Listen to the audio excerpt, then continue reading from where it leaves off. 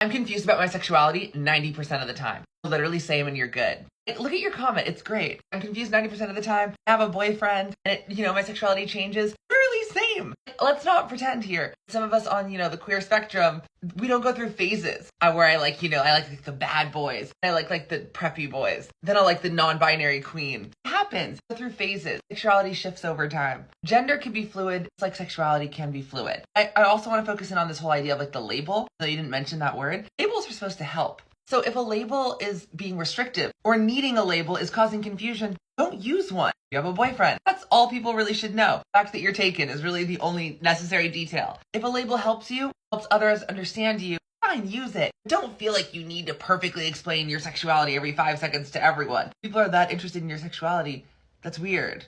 Using myself as an example, people are like, oh, well, what are you? I'm like, oh, I was born a boy. They're like, but what are you? Oh, well, non-binary, gender fluid.